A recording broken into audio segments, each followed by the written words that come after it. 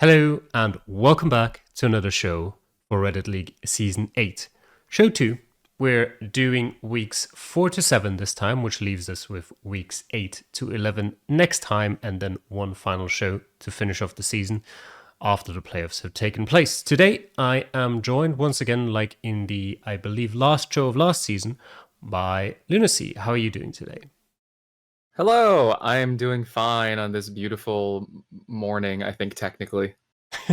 Is it? How is it No, I morning? lied, it's afternoon. It's hard to keep track. I was going to say it's 10 p.m. for me, so I don't think there's any way it could be morning for you. Well, Um, it was sort of morning when we originally scheduled it, and then I delayed it by like an hour, so now we're here. Now it is not morning anymore. Um, all right, but that maybe means you have had more chance to wake up, go from your morning mood into your afternoon mood. Very And possible. yeah, I hope we'll so. see. We'll see. Quickly to catch everyone up, these are the maps that are being played this week. This season. This week specifically, we are currently playing Africa. But over the course of the season, we've already gone through quite a lot of those. In this show, we will be talking about weeks 4 to 7. So Chile, Lesotho, the Philippines, and An Unusual World. And also about the matchups from weeks 8 to 11, here or there. Africa, Utah, Sweden, and the AI made world map. We're doing it a little less structured this time around. So we only have graphics for the tables, and we won't necessarily pick out one map per week or one matchup per week for every single division. We'll just see what we have to talk about. And on the topic of that, let us start with Reddit League Next, Lunacy. All right. Well, the standings for Reddit League Next are progressing along pretty well. In the first 3 weeks, Tagala was at the top with 2 wins, and she has continued this streak with 2 more wins in the next 4 weeks, putting herself pretty solidly in the front right now, about 9,000 points above Arga, who is in second. Um, it does look like, though, because the top 3 scores are the ones that get promoted, I believe, to D5 in the next season. There is still quite a lot of fight for places 2 and 3, with with just a couple thousand points separating a bunch of people there at the top, as you can see. There's also a lot of top scores and second and third place scores scattered around that area. And there are a lot of familiar faces here too. So hopefully we'll be seeing some good matches in the last few weeks as these players continue to show us what they can do.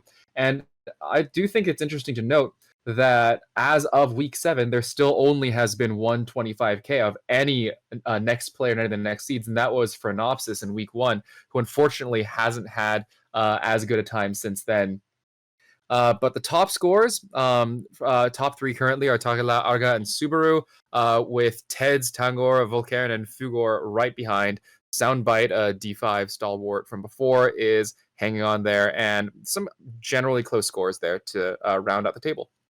Yeah, exactly. The scores are still fairly close. I think all the way down to 14th place, everyone's at least sort of fighting amongst each other. The likes of, Boris, Rukas, maybe not necessarily with huge chances of making it to the top 3 anymore, but they're still very much in a battle amongst those surrounding them in the table. You mentioned Tarila from kind of the beginning, having been all the way up there, very good scores throughout, and she's kind of gained a bit of a lead at the top that may be enough to bring her through, but there are still some maps that can throw a wrench into the works there. I think probably we're looking at not too much of a change in Africa or the world map in week 11.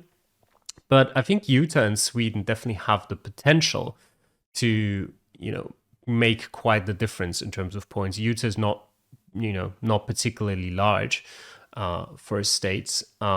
So easy to drop points there if you don't find good information or you don't know what to do with it. And Sweden is one of the surprisingly hard countries potentially in Europe. There's plenty of rural areas where you just don't find much, and with 3 minutes for these NXT players, it's easy to just not get anywhere in a round or two.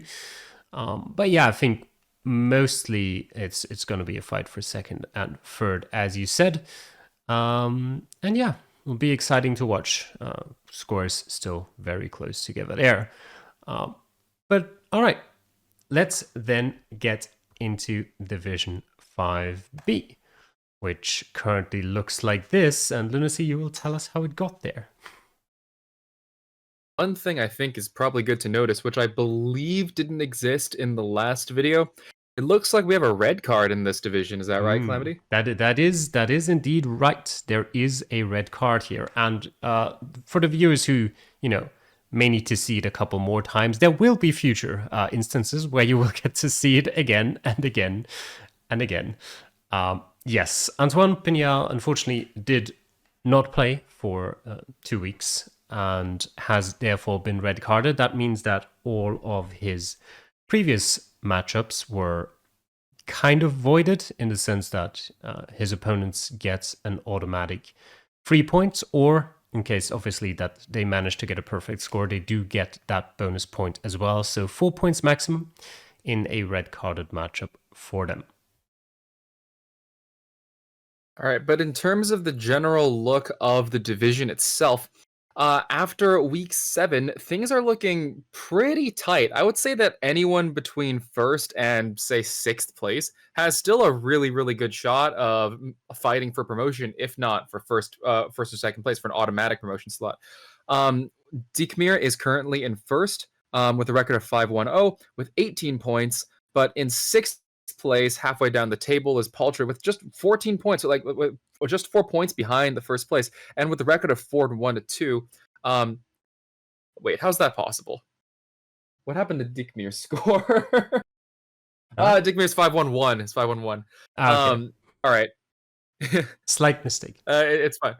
We'll fix it in post. But basically what that means is that all of these scores are really close. You've got really, really close win, draw, loss ratios. We've got really close point totals.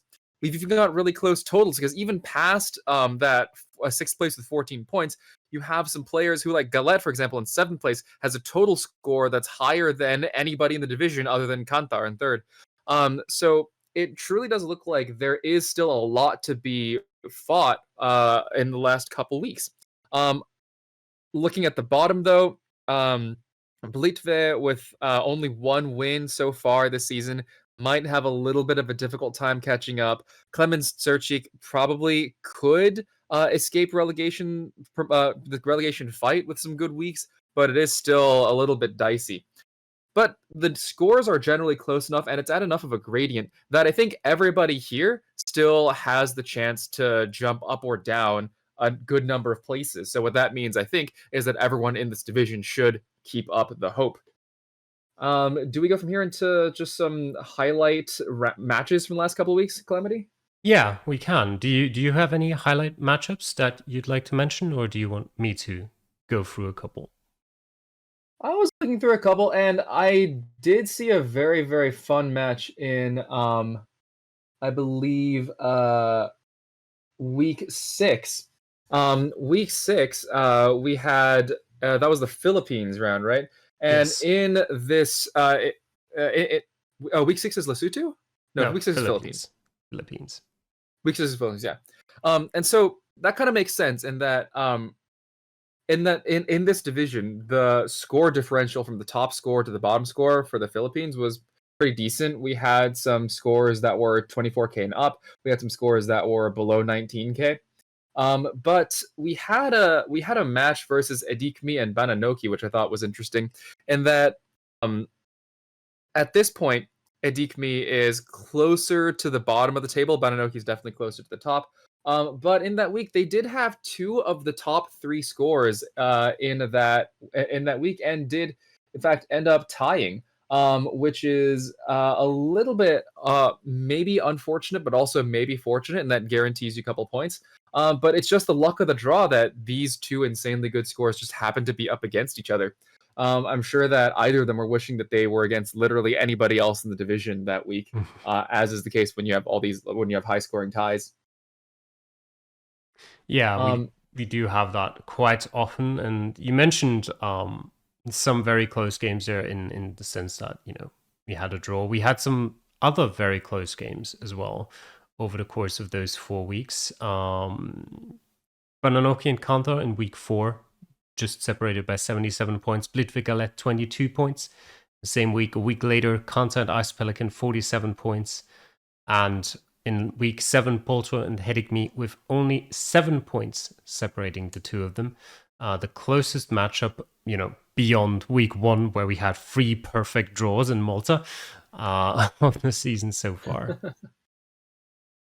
Yeah, lots of insanely close games. I haven't done the math, but this is definitely on the higher end of the number of draws I've seen within a division this season. So it just goes to show that all these players are really evenly matched here. It looks like.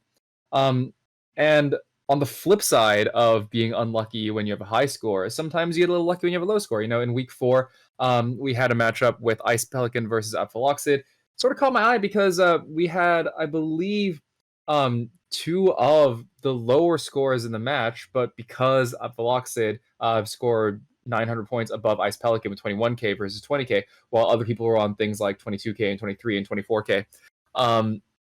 Apphaloxid does get some points there. So that in itself also, just shows the double-edged sword of Reddit League scoring, where sometimes when you don't do well, because you're matched against someone else who didn't do well, you still get some points. Happened to me in week 7. But sometimes, you do really well, and sometimes your opponent is just the one person ahead of you. Yep. And I also would like to mention very quickly, we had 2 perfect scores in Division 5B over the course of those 4 weeks. One from Bananoki, less surprising. Perhaps in week 5, I believe, in Lesotho. Maybe that is the more surprising factor of it. And the other one we had in week 7 by Ice Pelican. Only 9th in the standings, but a perfect score on the unusual world map. Maybe shows some promise that he might have a late charge, slightly higher up into the table. That perfect score could be just the momentum you need, and with that 4-point surge, like without those 4 points, he would have been in the relegation spot or a relegation fight spot. Exactly. So looking forward to those next 4 weeks, anything in particular that stands out to you? Looking forward to the next 4 weeks. I think that it's so close near the top that it's a little bit hard to tell.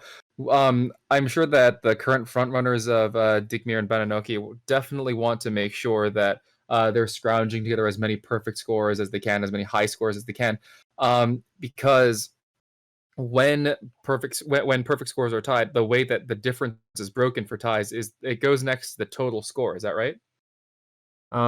It's yes, total score next.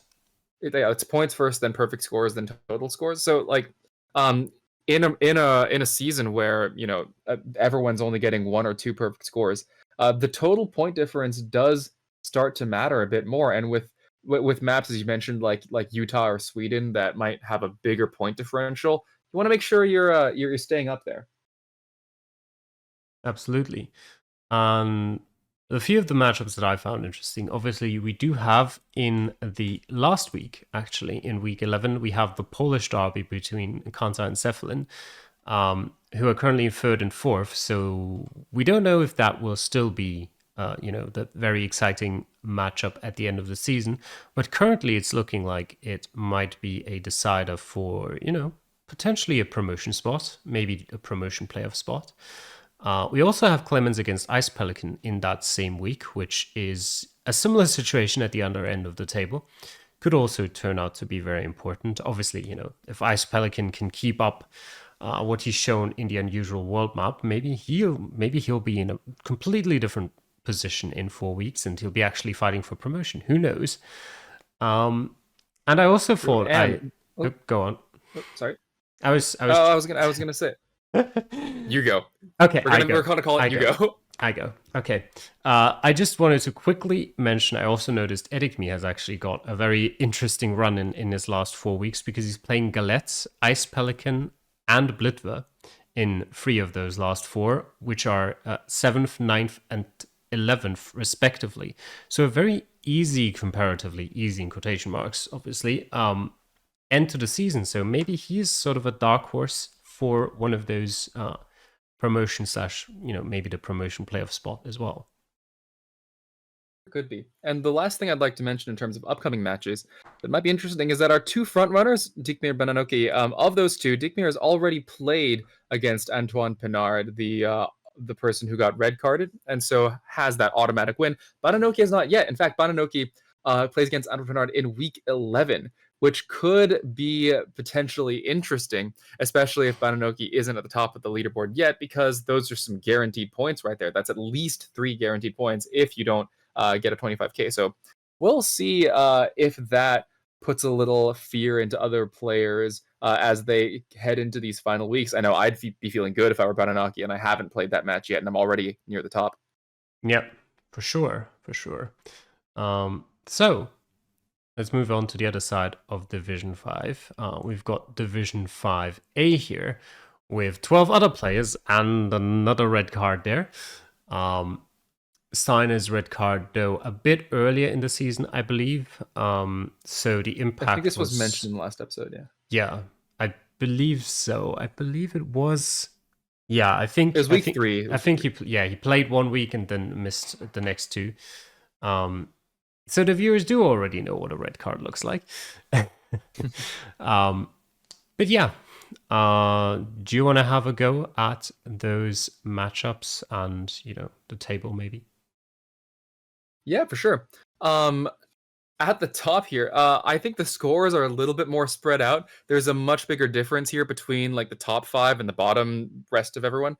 But the crazy thing here, the thing that stands out to the eye, is that our top 3 players, and note the top 3 positions being the 2 automatic promotions and the promotion match spot, all 3 of those players are currently tied at 19 points.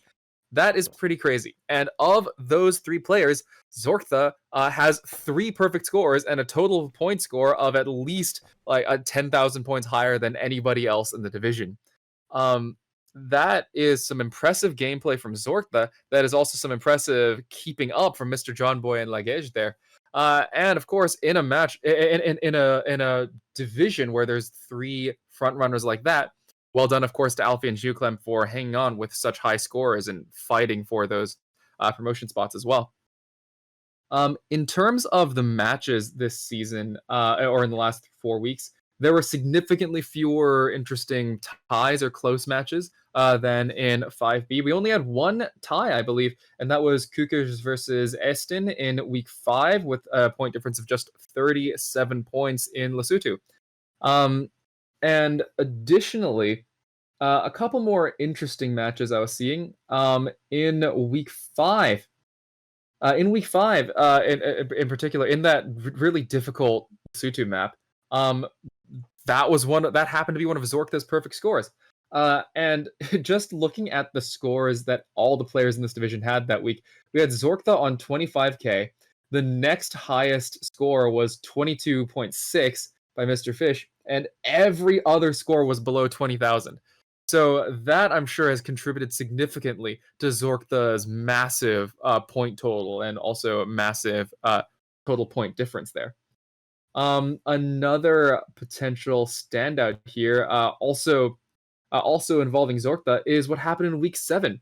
In that this was a match between Mr. Fish, who's very mid-table there, and Zorktha, who was in first place, and that was a loss for Zorktha. In fact, it was Mr. Fish versus Zorktha, an unusual world. Mr. Fish coming with 23.5, Zorktha coming in 22.8, an unexpected loss. And so far, Zorktha's only loss of the season. What that does mean, though, is that Zorktha can be defeated, not necessarily this undefeatable behemoth of the season. And I'm wondering if some of the other players can use this momentum moving forward and sort of make it a lot more interesting near the top. Yeah, it'll be interesting to see in those last 4 weeks because, as you pointed out, while the total score difference is quite huge, the actual points difference is very much not so. With Geoclem in 5th place, only 3 points behind Zorktha in 1st, everything's still possible in regards to that. The only other perfect score I believe we had over the course of those 4 weeks, other than that one from Zorktha you mentioned in Lesotho, was from Alfie in An Unusual World in week 7. So, very nice score from him there as well. Obviously, you know, we do see a bit of a point drop off there between Penguin and Bombadil. Bombadil and Laban struggling a bit this season. They do both have their red carded matchup to go still, so the position isn't as dire as it seems. But they will have to pull out some very, very good performances if they want to still make it into, ninth place maybe, to avoid the direct drop or the relegation playoff game. But it's still possible. There is 3 more weeks to go in that 3 more weeks in which they don't already have the red carded matchup. So there's plenty of opportunities. And yeah, interesting fact I also noticed was that in Division 5B, if you may have realized, most of the French players were towards the bottom of the table. And here they're all towards the top. 5 out of the top 6 are all French. So, maybe they should have, mixed it up a little, kind of swapped around so that, they're all spread out through, the table in both divisions. Or they should have just all gone into one division. Just have a 10-player French division for Division 5 next season, maybe. Were you not the person who did the randomization for how the players got sorted into the divisions? Yes, but as you said it was random. So I will blame the randomizer. But he did a bad job at it. Very true. Now for the last couple weeks, though, I think the top of the table is going to be interesting. I think the bottom of the table is also going to be very interesting because as we have Bombadil and Laban Greb here fighting to escape the relegation spots, what they're looking for are not just to have some really good weeks. They're hoping for the mid-table players, Penguin, Cougars, Mr. Fish, to have some really terrible weeks so they can surpass them.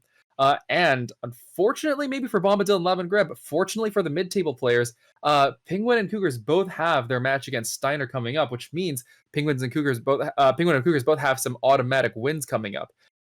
So if I'm Bombadil or Laban Greb, I'm really, really hoping to be able to do as well as I can to catch up in those last couple weeks, especially given that both Penguin and Cougars are about to get that at least 3-point infusion from that red card match. Yep. And also, Bombadil and Laban unfortunately both still have to play Zorgda in their last 3 games, which is just another added challenge on top of that. And another interesting run-in I saw there for the end of the season is Lagege, who has a really tough end to his season, where in his last 4 games he has to play Zorfa, Mr. John Boy, Geoclem, and Aiston for 4 of the top 6 currently. So while he's currently in a very good position in the promotion playoff spots, he will have to perform very, very well if he wants to stay there.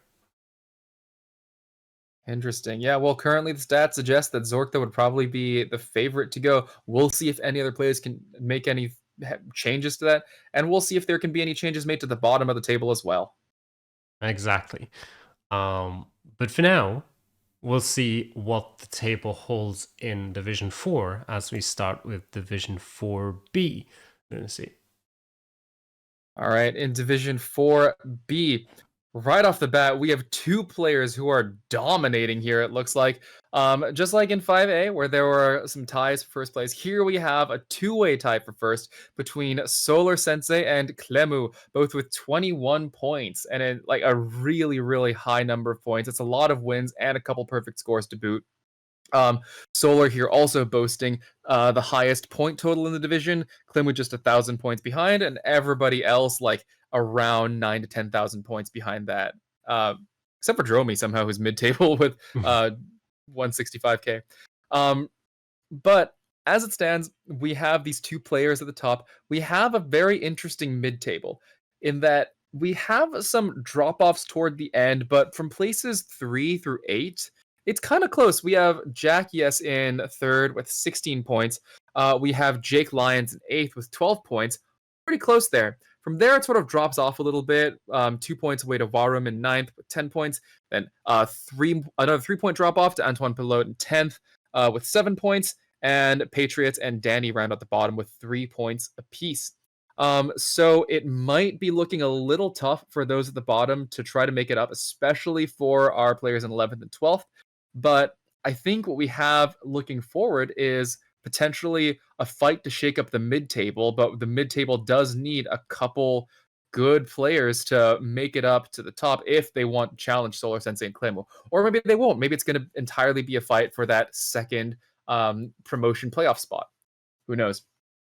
Exactly. In Yeah. term, yeah, Go on. in terms of interesting matchups, we did have a couple pretty close matches. In week 4, in the Chile week, we had Jake versus Solar, just 16 points apart, and Solar with a 25k to boot. So Solar getting 3 points out of a tie. Same for Greasy Churchkela in that same week. Greasy had 25k. Seb Kierst with an agonizingly close 24,996, so just a 4 point difference. But those 4 points being the difference between 3 points for Greasy and 2 points for Seb Kierst.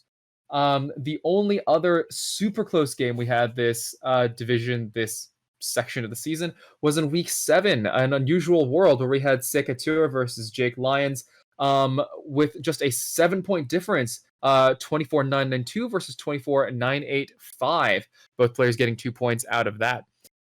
Jake finding himself in a good number of these mid-season draws. And in terms of high scores, well, in week 4, and this I thought was kind of a standout. I guess the Chile seed was kind of good for Division 4B because despite the lack of any 25Ks in Division 4A on that Chile seed, we have 1, 2, 3, 4 25Ks in week 4 from Clemu, from Solar, from Secatur, and from Greasy on that Chile seed. And apart from that, it looks like there weren't any other 25Ks this division, this section of the league, but we did have some very close calls, such as in week 6 with Jake Lyons getting a horrible feeling 24,999 against Varm. Still getting the 3 points, but just one tiny point away from that extra bonus point, which would have brought him up to 6th place, I believe. Yeah, very, very annoying there for Jake. I just can't catch a break this season. He's so close and yet not quite there with that 24,999. Yeah, I feel like Jake Lyons has a love-hate relationship with Reddit League, whereas Reddit League only has a hate relationship with Jake. I think that is a good way of putting it. Yes. Leaves him an 8th in the table. It's still up there though. Like in 4 weeks, he's only 4 points behind third. That is still doable, and he's had some good performances in recent weeks. So who knows? Maybe there's still some chance there. And I think he did at one point learn the Swedish bus stop signs. He's Utah. He's American. There's still hope there. I don't know if there's hope within him, but there is hope in the standings. Yeah, I think you mentioned most of the interesting facts there. Greasy had a very good performance in Lesotho. I wanted to mention with 24,983, the best score across both Division 4s there. But yeah, other than that, we have Solar against Clemu basically for that first automatic promotion spot, the only automatic promotion spot. And I think it would be a pretty big surprise if anyone from anyone other than those two could still make it into first place. It's obviously not impossible. There's still 4 weeks to go, but both of them would have to drop the ball quite hard. And it's not just like they've been getting super lucky either, and their total score is not up there. Their total score is totally up there. 4,000 points, or 3,300 points between Clemu as the second highest total score and then Dromi as the third highest. Solar Sensei, sorry, obviously with the highest score. Yeah, but the battle for third is very exciting.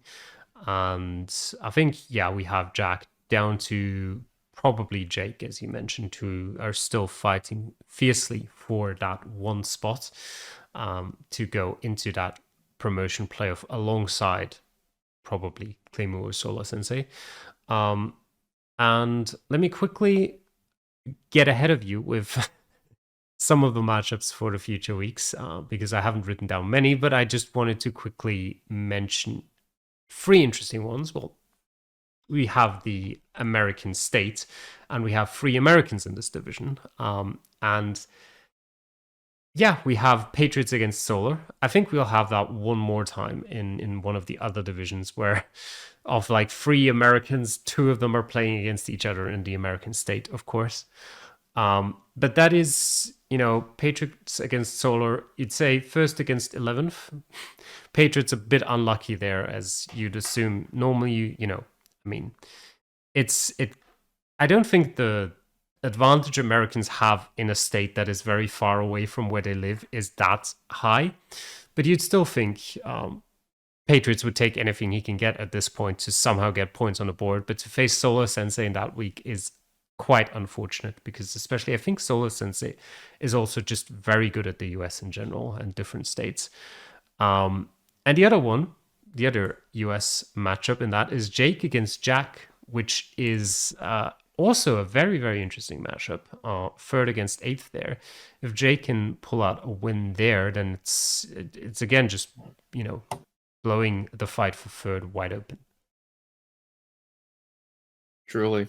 And I will say, looking ahead at the matches for this season, I do think that Solar and Clemu, I think it is quite unlikely that either of them will be dethroned from one of these top three spots, given that all of their upcoming matches are against people who are generally mid to low table, with the only exception being in week 10 when Solar faces Sekatua in fourth and Clemu faces Jack in third.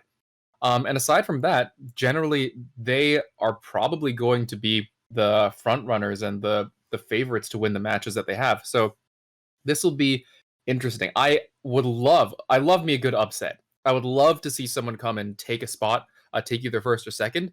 I just don't know how possible it's going to be. It does feel like a fight for third, but it's going to be a very well fought fight. You can only hope so. I mean, maybe they'll play terribly. Who knows? But we'll look at the other side of Division 4 then. Division 4A is quite a bit closer, at least in that fight for, the first three spots. And yeah, what about some of those matchups in the previous weeks?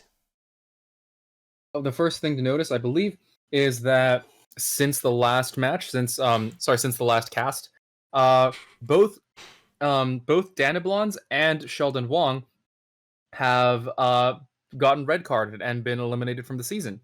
Danablons because of 2 missed weeks, I believe, and Sheldon Wong because of a little bit of a cheating incident, I believe, over in the Cactus League. Yes. And as a result, this has just become a 10-person table, which is kind of crazy if you take a look at the point differential we have here.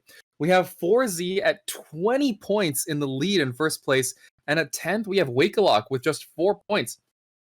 And I personally would not really say that this is a close division at all. A far cry from your 5Bs or whatever. We have 3 people, 3 very clear front runners. 4Z at 20 points, Xander at 18 points, Fondurla at 17 points. Then it drops down. In fourth place, Morica with 14 points. And we have a very close a chunk in the middle, this mid-table here. We have Morica at 14, Lutan Compris at 14, Axel at 13, and Geofogger at 12. Then it begins to drop off even further. The next player down is Freckles at 9, Hugo at 9, then Wakelock at 4. So we sort of have these 3 different sections of the table. We have the 3 at the top, the 4 in the mid-table, and the 3 sort of near the bottom. And I honestly, personally, don't know how likely it is that that gets shaken up in the coming weeks. But I guess we will see. We'll see. In terms of some standout matches, there was only, I believe, 1 tie. Okay. Technically, there were 2 ties, and that week 5 had Danny Blonde versus Sheldon, and both tied at 0 points. Technically, both earning 1 point from that. But the other real tie was in week 7 with Fondorla versus Xander. 2 front runners there, both needing the points, both getting a good number of points. Fonderla with 24,997, Xander with 24,954 on an unusual world, 43 points apart. Both players get 2 points for that tie. We did have a good number of 25Ks as well, I believe. Or maybe I was looking in the wrong If by division for good that. number you mean 1, then you are correct. You're correct. I did, in fact, mean 1. I was looking at a completely different division when I said that. We only have one 25K, and that was in week 7 from 4Z with a 25K in an unusual world. And in fact, the 3 highest scores that week were from 4Z, Xander, and Fondorla, which, makes sense given their placements on the board. So well done to 4Z for getting the only 25K in this division in that set of weeks. Aside from that, though, we had some interesting matchups where in week 5, I do want to draw a little bit of attention to the matchup between Lutin Compris and 4Z, this was going to be in the Lesotho map. It's possible that one player just wasn't able to find information that they needed. But Lutin Compris did a little bit of an upset there, gaining 3 points against 4Z for 0 points. That being 4Z's only loss of the season. Hopefully Lutin Compris feels good for pulling that one off. I also wanted to shout out or point out really week 7, we had a match of Hugo versus Wakelock. Hugo, I believe, with the 3rd or the 4th lowest score in the division that week, and Wakelock with the lowest one. Hugo still managing to get some points there because of the random matchups. And unfortunately, Wakelock does appear to be struggling based on these scores too. Wakelock consistently, unfortunately, not doing super well. In fact, getting a score that was about 5K lower than any other score in the division. Sorry, about a 7K lower than any score in the division in week 7. So it hasn't really been Wakelock's season, but given the red cards, Wakelock looks like, well, actually, Calamity, what happens in this division if what happens for the person who's in 10th place at the end of the season? What happens? Is it a relegation match versus nobody? What happens? The relegation matchups in Division 4 and Division 5 are cross division. So Oh, right. the 10th place player, in this case Wakelock, would play against the 11th place player of Division 4B, and the 10th place player of Division 4B would get kind of a freebie and would automatically not get relegated because they play against a red carded player. So essentially, it just means that Division 4B's 10th place is no longer a relegation playoff place and is just safe. And 10th place of this division would still have a relegation playoff game. Yeah. I think you mentioned quite a lot of matchups already. We do have, I think the division is fairly close. The total scores, especially so. If you look at them, the top 5 kind of very similar there. 4Z in first place with only the 4th highest total score, behind the ones from Xander, Fonulat, and Morica behind him. And yeah, we interestingly, only have 4 perfect scores across the whole season so far in Division 4A, whereas Division 4B has 10 in total. So quite the difference there as well. Apart from that, looking forward to some of the future weeks. Interestingly, Fondolot is the only one with both of the red card matchups left to go. Everyone else at most with 1 remaining. So that puts him in a pretty good position. He's only got 2 real games to go. Although, of course, as always, the red card matchups do give you still the possibility of picking up an extra point if you get a 25K.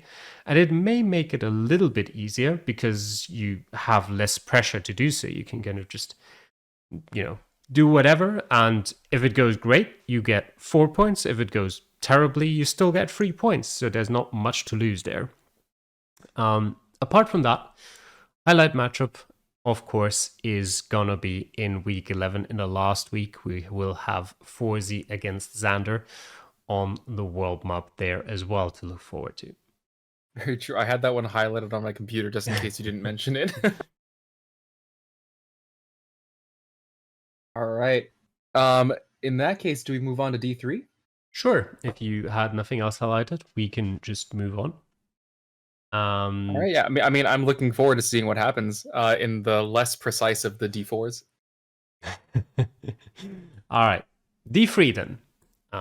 Another very, very interesting and weirdly looking table there. It's very top heavy. It's like a Christmas tree. we we have a clear set of players at the front. I would say the front here is maybe places 1 through 5, with one place separating each of Tante, Biquette, Carp, Hexalt, and Ollie. Then we have our two-person mid-table, what I would call it, with Offendani and Nahiro at 16-15. Then we have four players. We have four players at the bottom: Ord Boca, Pastek, Closed, and WTF with 6, 5, 4, and 4 points respectively. I believe now. I just want to clarify. Swissno was DQ'd start of the season, right? So this isn't new. Yes. He was, I think, maybe, I think even before the first game, but after the divisions have been official. I think it might have been like during week 1 or something like that. Right. Yeah. Yeah. I think I recall. In terms of, I guess we've been talking about things like close matches and high scores. We had a couple ties in this division. We had a couple close matches in week 7. We had Biquette versus Offendani tying in an unusual world, both with 24.3k score. In week 6, we had Biquette again versus Hexalt with scores of 24-9 apiece, 26 points apart. And in week 4, we had, surprise, surprise, it's Biquette once again, the tie magnet, scoring a perfect 25k against Ollie, also scoring a perfect 25k, and in fact, those two being the only perfect 25ks in this division. So incredibly unfortunate that those two just happened to be against each other on the week where there happened to be only two 25ks, and it happened to only be them two. I bet both of them are feeling maybe a little bit robbed of that extra bonus point, but they did both get 3 points out of it, so it's definitely a very, very thick silver lining. Apart from that, we had some interesting matchups too. Week 5, there was kind of a little bit of an amusing matchup where or I say matchup, an amusing spread of scores where we had a couple 25ks. We had Tante with 25k, we had Carp with 25k in week 5. And then we had scores like Ord Boga with 15k, Pastek with 16k, and WTF with just 8k on that week. So clearly, it's either practice or luck or something like that. But some of our players are getting consistent with that in Lesotho, either finding things or knowing what to look for, doing some Lesotho practice, that kind of thing. It's possible that D3 was also one of the seeds that had like a couple really close repeats to a couple other locations. I think a couple locks were basically repeats, but I can't remember them off the top of my head because it was so long ago. Aside from that, though, weeks 6 and 7 saw no 25ks, I believe, but some very high scores, 24s and all that. We, well, aside from that, I don't think anything else was super outstanding. I think everything else sort of has just fallen maybe about as expected based on if you took a look at the table and the standings. Any standouts for you, Calamity? I just noticed when doing the stats, funnily enough, the top 6 and the bottom 6 are still the exact same from week 3 onwards. So obviously, positions have changed within, but top half is still the same 6 players as it was after week 3, and so is the bottom half. Obviously, a little unfortunate there, or kind of not telling the whole story for Nakiro, who is much closer to the top 6 than he is to, the other 5 of the bottom 6. But he is, still bottom half. The one thing I wanted to get back to actually was your analogy, where you said top heavy like a Christmas tree. And I kind of wanted to ask you what on earth you're talking about there. What? How is a Christmas tree top heavy? It literally goes up to a point. Well, here's the thing, right? Trees are top heavy in that if you think of a tree, you think of a really thin trunk, you think of a giant mess of branches above it. Christmas trees are a subset of trees. Maybe it was more specific than it needed to be, and that misled the comparison. But I think trees in general are a decent example of something that is very thin and small at the bottom and very big and full at the top. I would I stand argue by that this. there are quite a lot of trees, and Christmas trees especially so, that have their widest points, sort of the point where you'd say they are most heavy, very close to the bottom of the trunk, and then kind of converge to a small point at the top. So I would say Christmas trees are bottom heavy, unless you have weird Christmas trees wherever you are, or you turn them on Anyway, their head. looking at the upcoming matches, we have Nakiro against Carp and Piquet and Ollie in weeks. Whatever. All you. I'm ashamed. Okay. I'll quickly go through the upcoming weeks then. We do still have Tante and Hixalt, who have their red card match up from the guys at the top. And in the fight against relegation, Closed and Pustek are the other two who still have those 3 points ready to go whenever the week arrives. Interesting matchups apart from that. Carp against Hexalt, third against fourth in Utah. Maybe slight home advantage for the only American in this division. And then another very interesting game, the French derby between first and second currently, Tante against Biquet in Sweden in week 10. I'm really looking forward to how that will go. Sweden is a country that I think you can learn quite a lot, practice quite a lot, and get yourself a big advantage there. And I think they are both players who put in that practice. And yeah, I'm looking forward to a good matchup there. Anything you would like to add? Have you recovered? Yeah. The only thing I was gonna mention is I was trying to see what the chances were that this would be, like a hard battle fought in the mid table. Nakiro, who is at the bottom of the mid table, has a lot of very difficult matches ahead against Carp and Ollie and Biquet coming up. So it might be looking tough for Nakiro and maybe even Ofendani to break into those promotion playoff spots, especially breaking into the straight up promotion spots. I think that's maybe reserved for just the top 5 there. But that said, I do think that we could see a decent amount of shakeup surrounding these promotion playoff spots, the third and fourth place coming into these next few weeks, especially with, as you mentioned, a couple kind of volatile matches. We might be seeing a couple of upsets. We might be seeing some shakeups. We could indeed. But the bottom, I believe, is pretty set. Ord, Boca, Pastek, Closed, and WTF are most likely, if not certainly, going to be rounding out the bottom 4 come week 11. Yeah, exactly. Then, Division 2. Very weak division. No, it's not. It is absolutely not. What do you mean? Well, are you? Do you want to start something here, Lunacy? Are you calling them weak? I'm calling me weak. Okay, that's me. That's fair. That is you. Go on then. Tell us more about you. All right. Well, as you can see, we have an incredibly weird-looking table here. We Does it have look like our a Christmas tree? Look, we have our top 3 of Diesel, Fungus, and Simon Goose at 22, 19, and 17 points, respectively. And then we have our mid-table. We have 5 players, all at 12 points, with Samo Pashtetli, me, F. Brasur, and XEW, or I believe, what was he known as before? Maxify. Yeah, Max Finland. So we have this insanely tied up mid-table that 100% is going to see some shakeups, almost by definition, in the next couple weeks. And then we have our bottom 4 here: Guilo, RT Lewis, Dodop, and Rafa.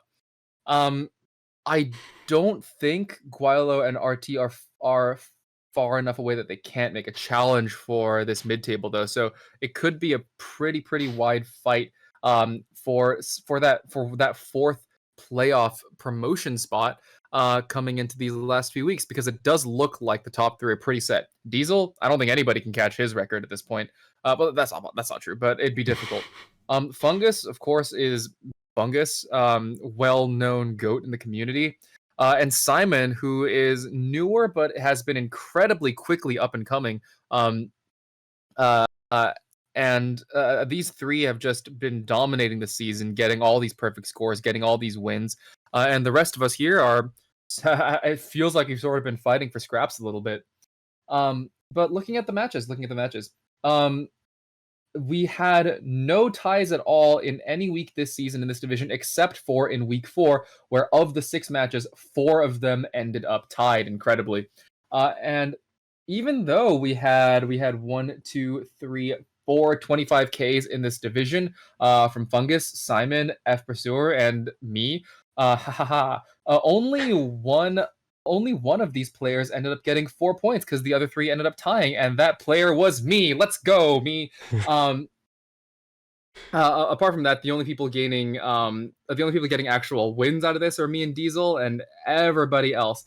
Efreser versus Finn, that's a tie, 1 point difference. Pistelli versus Rafa, it's a tie with a 7 point difference. Simon versus RT, tie with an 18 point difference. And Dodot versus Fungus, tie with a 17 point difference. So that basically what this means is that Chile seed needed to be vetted more. Calamity. Kidding, it was fine. It was a great um, seed. I mean, I enjoyed it clearly, but apart from that, we did not see any more 25Ks for the rest of the weeks. We had some close calls. I believe Fungus somehow got a crazy 24,998 in an incredibly difficult, unusual world seed that nobody else got 24,9 on. But aside from that, we had a couple, I think, of interesting matches. In week 5 was when we had our Fungus versus Diesel match for the 2 table front runners, with Diesel coming out on top by about 2,000 points in Lesotho, um, which is, which is it's a very hard country to do, and I don't think either of them studied maybe as much because there were a lot of scores that were kind of higher. And honestly, if Diesel had faced off against like any of like 4 or 5 people, he could have had his first loss of the season as well. But luck of the draw, he was against Fungus, another front runner who happened to do even worse that week. So that is why Diesel is sitting at the top over Fungus with a 3 point lead over him. In week 6 as well. In week 6, we had a very, very interesting match with Simon versus Fungus in Philippines, where they had the 2 highest scores of the division. This time, Fungus coming out on top. Simon's coming out with about 400 points behind, with a score of Fungus's 24-8 to Simon's 24-4. Which is basically a 24-5. But what that means is, unfortunately, with the second highest score in the division, Simon is still going to face a loss there, and that's why Simon is 2 points behind Fungus instead of above him. With all these derbies in the top division, though, there aren't going to be that many coming up in the last few weeks. But are there any other interesting matches or any future matches you're looking forward to, Calamity? There are a few.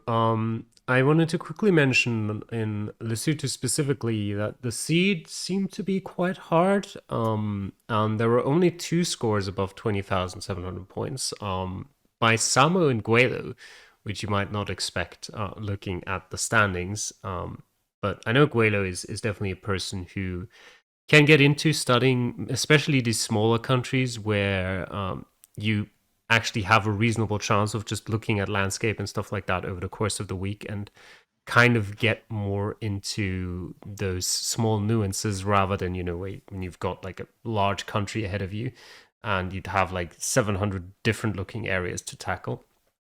Apart from that, I do think that there is still quite a lot to play for in this. Diesel has quite the easy end of the season as well, so maybe he has a chance of going 11-0. That would be very funny. Because 3 of the 4 players he plays in the last 4 weeks are 8th or lower in the standings currently. The Utah matchups, you are playing another American in RT Lewis, which I mentioned USA.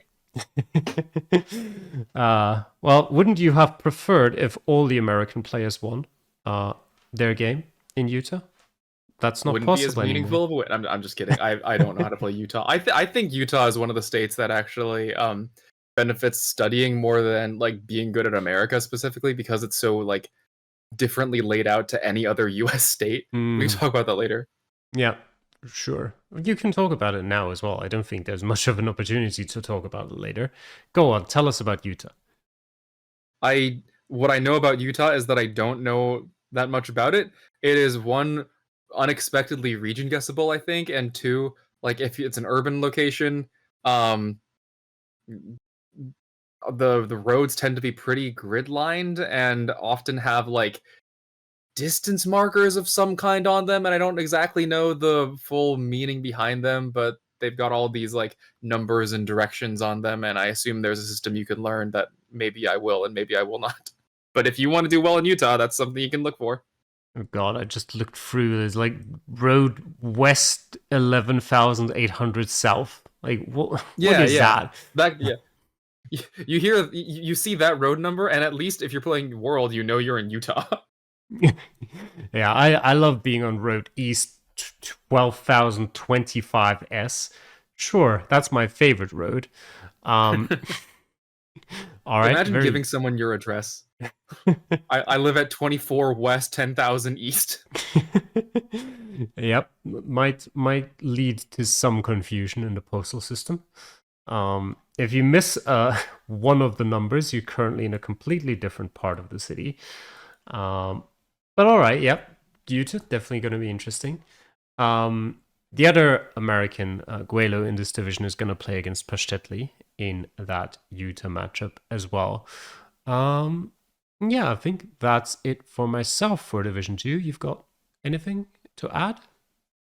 I mean, the if we're looking at a shakeup in the top three, we do have Diesel versus Simon Goose in week 11, so maybe something come out of that.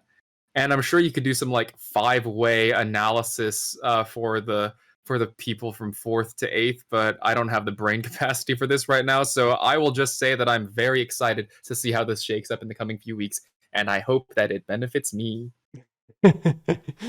I hope that it doesn't. All right, let's move on. let's Honestly, probably won't. I've not been putting as much effort in the season as I usually do. Let us move on to Division 1 and a player that I do hope the next 2 weeks actually benefit me. Go on, Lunacy, start us off. All right, well, these scores are very interestingly spread out. We do have Toto Radio in first place with 4 whole points, which is like a significant number above second place, our reigning champion Bastel, who is in second with 17, 1 point behind his Calamity with 16, 2 points behind his Anna at 14. Then we have Mata at 13, and that I think rounds out this weird like giant like 8 point spanning block that I would call like the front at the moment. Behind that, we have Pluki at 10, Ottawa at 9, Basement at 8, Verdok at 8, and Barry trailing at 6 points. So I would say, based on this, it looks like the top 5 and the bottom 5 are sort of separated or split a little bit. But what it also looks like is that the fight for the bottom few positions is going to be a lot more interesting necessarily than the fight for the top few positions, just because there is so much more potential variance here coming into these last few weeks. But so for the weeks that have led to this matchup, we had an interesting week 4, I think, and the week 4 has made the difference. And that it was also a decently gettable Chile map. We had 3 25Ks. Calamity, you were one of them. Well done. Mm-hmm. You happened to be against Ottawa, who also 25K'd, giving you a draw, and because otherwise you'd be in second place over Bastel if you hadn't done that. Oh well. Yeah. We also had, but of course, Bastel also did happen to 25K that week, earning 4 points for his efforts. And of the 5 matches that week, 3 of them, most of them, happened to be ties. We had U versus Ottawa tying, Pluki versus Vordok tying at 48 points of difference, all at 24-9. And we had Anna versus Mata tying with just 14 points of difference there. So the only people actually getting wins here were Bastel and Toto Radio, and they also happen to be at the top of the table. Now, a good number of people also got some points here. It's not just Bastel and Toto Radio who are getting points. Of course, you and Ottawa Calamity, you both got 3 points for your 25K tie. But I do think there is something to be said for the fact that Bastel and Toto Radio were the only 2 that got points there. Everybody else either got 0 or 1 point, or in your case, tied. with tied at 25k with 3. And so Totoradio and Bastel being at the top because they excelled in a week with a lot of ties, that might have something to do with it. Might not be the only thing. Might have something to do with it. Aside from that, though, the only other super close match was in week 6 in Philippines, and it was Basement versus Ottawa, tying at 24-2, just 18 points apart, and both players getting 2 points for that effort. And I believe that aside from week 4 in Chile, there were no other 24Ks in this division for weeks 5 through 7. But we did have some very interesting matches, though. For example, we've had, of course, I've been enjoying pointing out the sort of asymmetrical matches, either two super low scoring players or two super high scoring players in the same week. Had a couple interesting ones there. In week 5, we had Pluki versus Ottawa. Two of the only 3 players to score over 20,000 points that week just happened to be against each other. Ottawa could have been against almost any other player in the division and pulled it off. Pretty unfortunate there. In week 6 as well, or let's jump to week 7 where we had a similar thing, right? Where unfortunately, Calamity, I'm gonna call you out here. You and Verdoc had, I believe, the 2 lowest scores of the division that week, but you still scraped by with 3 points because you happened to be against Verdoc. Yep. So Call me out all you like. I got 3 points for it. That's true. That's true. Whatever god of calamity you worship has granted you a boon there. And in week 6, I think the most interesting thing here is one of our frontrunners, Bastel, losing to Verdoc, who is near the bottom. So Verdoc getting 3 points, Bastel getting 0. That's maybe the only reason he isn't in spitting distance of Totorado here. He's 4 points away instead of just 1 point away, as he would have been if he'd beaten Verdoc. But Verdoc played incredibly well in the Philippines. Bastel maybe just made one error too many. Mm-hmm. I will happily admit that I may have gotten a bit lucky so far on some of my matchups in this season. I definitely feel like I have played better in previous seasons occasionally, but I am currently sitting in third at 16 points. It's not looking too bad for a potential third semifinal appearance. We'll see. Maybe I can finally make it to a final. But there is still quite some distance to that. There's still 2 games to be played. Mada is only 3 points behind, so I can't really afford too big of a slip up. I think the most interesting fact about this table is Totoradio and his position currently in first with 21 points. This is 2 seasons after he got relegated in 10th place with only 5 points after the entire season in season 6. So he just went through promotion from Division 2 and he's decided he's here to fight this time. Is playing very well. Second highest total score behind Anna as well. So not just gotten lucky with his matchups or anything. So very, very impressive from him. Obviously, on the other side of the coin of my luck, maybe we've got Basement and Ottawa who have gotten less of that luck so far. Ottawa in 7th place with 9 points, but not a single win so far. That is quite interesting. 2 perfect scores and 1 second best score in the division, and no wins for that. And Basement as well, 158,000 points, the 3rd highest total score, but not even good enough to get out of the relegation playoff spots at the moment. So we'll see. I mean, in a terrible twist of fate, we may see both of them in the relegation spots at the end of the season. Obviously, I would not like to see that, but it may very well happen. For interesting matchups for the last 2 weeks, and of course we only have 2 more weeks in Division 1 because 10 players. Next week we have Bastel versus Toto in Africa. Toto in Africa. For kind of if Toto Radio wins that game, I mean he's pretty much already guaranteed a spot in the top 4 anyway.